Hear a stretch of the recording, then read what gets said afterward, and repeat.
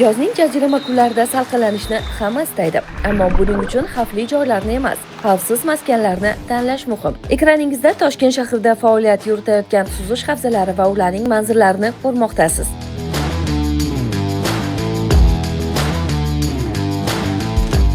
Endi esa ushbu suzish havzalarining ayrimlarida yaratilgan sharoitlar, mashg'ulotlar jarayoni va tashrif buyuruvchilar uchun yaratilgan imkoniyatlarni birgalikda ko'zdan kechiramiz.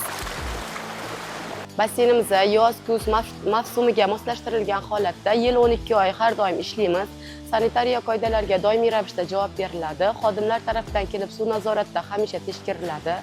Bugungi kunda poytaxtda 19 ta suzish havzasi faoliyat ko'rsatmoqda. Ular har kuni soat 9:00 dan 20:00 gacha tashrif buyuruvchilarni qabul qiladi. Bir oylik mashg'ulotlar 12 ta darsni o'z ichiga oladi. Mashg'ulotlar narxi esa 500 ming so'mdan 700 ming so'mgacha. Talabdan kelib chiqib, ayrim havzalarda ayollar uchun alohida kun va mashg'ulotlar soati ham tashkil etilgan. 7 yoshdan 18 yoshgacha bo'lgan bolalar esa professional sport yo'nalishlarida shug'ullanish imkoniyatiga ega. Oqar suvda ko'pchilik bolalarini olib borib o'zim o'rgataman deb o'ylaydi.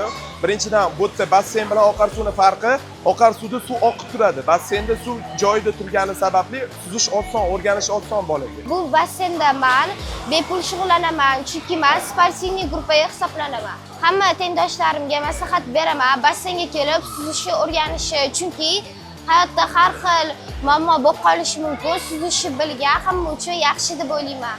Ko'plab ota-onalar farzandlarini aynan xavfsiz va nazorat qilinadigan muhitda shug'ullanishlarini afzal ko'rishmoqda. Atrofdagi eng yaxshi suzish sport maktabi shu deb tavsiya qila olaman bemalol. Agar uzoqqa ko'chib ketsak ham, uzoqdan bo'lsa ham qatnashga imkon topamiz. Yozni maroqli va xavfsiz o'tkazish har birimizning o'z qo'limizda. Kanal, ariq yoki nazoratsiz suv havzalari o'rniga buning uchun mo'ljallangan suv havzalarini tanlash xavfsiz dam olishning eng to'g'ri yo'li.